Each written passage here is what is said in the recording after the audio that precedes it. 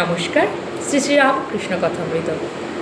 বলরাম মন্দিরে পুনর্যাত্রা দিবসে ভক্ত সঙ্গে শ্রীরামকৃষ্ণ বলরামের পিতা প্রভৃতি ভক্তদের প্রতি বৈষ্ণবদের একটি গ্রন্থ ভক্তমাল, বেশ বই। ভক্তদের সব কথা আছে, তবে একঘেয়ে। এক জায়গায় ভগবতীকে বিষ্ণুমন্ত্র লইয়ে তবে ছেড়েছে। আমি বৈষ্ণবচরণের অনেক সুখ্যাত করে সেজবাবুর কাছে আনালুম। সেজবাবু খুব যত্ন খাতির করলে, রূপার বাসন বার করে জল খাওয়ানো পর্যন্ত।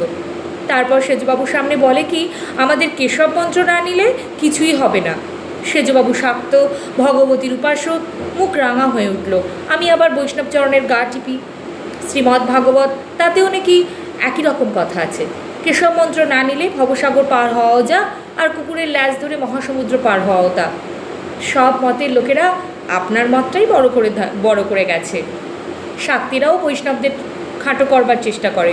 শ্রীকৃষ্ণ ভবনদীর কাণ্ডারি পার করে দেন।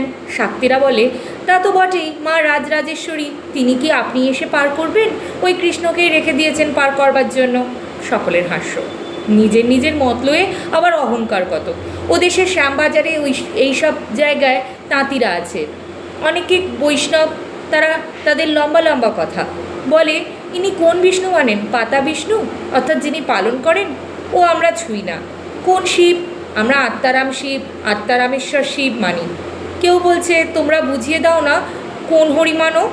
তাতে কেউ বলছে, না আমরা আর কেন, ওইখান থেকেই হোক। এদিকে তাঁত বনে আবার লম্বা লম্বা কথা। রতির মা রানী কাত্যায়নীর মোসাহেব বৈষ্ণবচরণের দলের লোক, গোড়া বৈষ্ণবী। এখানে খুব আসা যাওয়া করতো।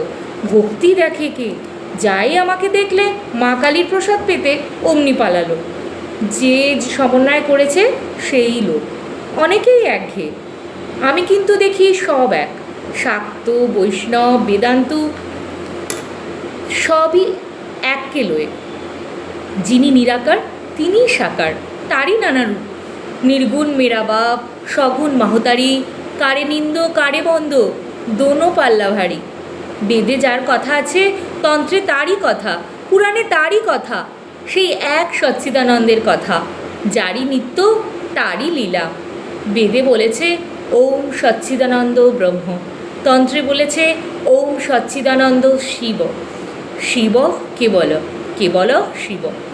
পুরাণে বলেছে ওম সচ্চিদানন্দ কৃষ্ণ।